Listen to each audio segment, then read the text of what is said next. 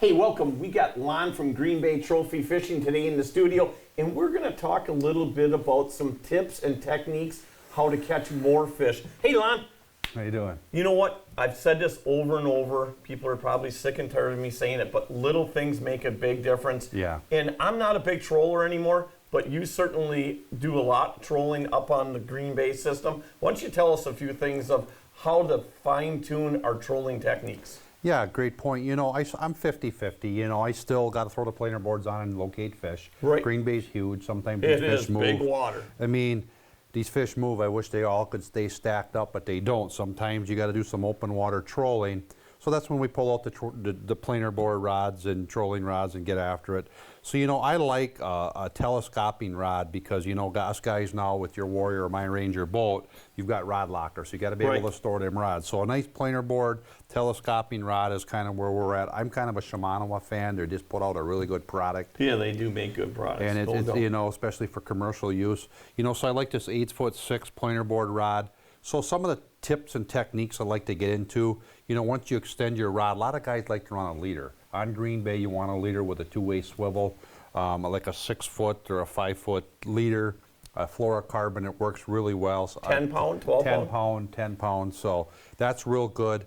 And then guys like to calibrate their reels. I'm big on that. Calibrate your reel? Yep. Okay. So basically when you spool your reel up, you rip off 100 feet and you try to tape it. And then you always leave a little bit of line extra on your rod and reel. A lot of tips where guys will leave their spool right on. Fill it up and leave a little bit of line on your spool, then pinch it off and put a clip there and pull out 100 feet and mark it. And then you either got to put some on or take some off to keep your reel calibrated at 100 feet. So that way when you're using your crankbaits or your desired bait of choice, your charts say that, because I use the trolling app. That's a really good app to use. Good idea. You can't remember all the hundreds of lures out there. Right. I certainly can't. I was hoping that you were going to say the same. No, so that actually precision trolling app is worth it. There's a lifetime app for $100 and some. That's money. I, as a guide, use it, especially when you start talking snap weights, 2-ounce snap weights and 30 feet of water with this lure. I'll tell you what, it pays big dividends. It does, because you want to make sure that bait, when you're marking them fish on your locator, you want to make sure that bait is right in front of them fish. So back to a calibrated reel, when you're letting that line out, you know that that bait is targeted to the area that you're trying to fish in the water column. So that's huge, that's crucial. And another thing is the planer board. These planer boards, one of my favorite planer boards are these offshore planer boards. Probably the most common. And they're the most board. common. Yep. And they're just balanced. They're good.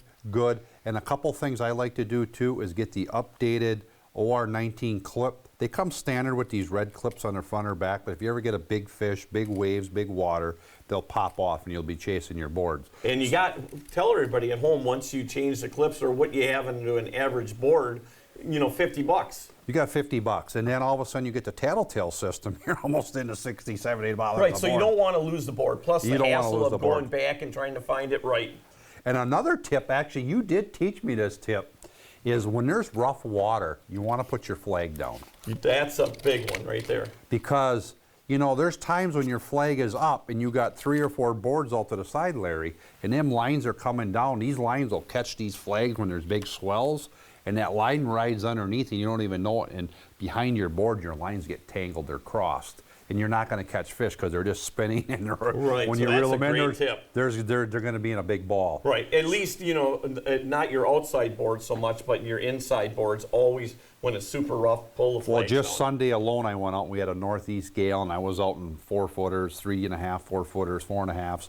And I'll tell you what, if I didn't put those boards down, you could see those lead lines going back, catching the flags, and riding underneath, or what, you know. It's rough enough out there that to deal with everything else you have to deal with besides things that you could change to create problems. So, you know, I guess, you know, calculating your line, make sure it's metered in on your spools. You know, tuning your crankbaits is another big one. It sounds so simple, but, you know, just make sure your crankbait tracks behind. A lot of these baits get bumped in the packages, or you get cheaper baits made in Japan. Make sure you tune the nose of your bait with your needle nose to make sure those baits are tracking true to get to the calculated depth of what the dive charts say these baits are going to run. These are just a few tips, I think, that'll really increase your odds in trolling. No doubt. Thanks, Lon. I'll tell you what, it's always a pleasure, my friend. Hey, stay tuned. Let's see what happens next.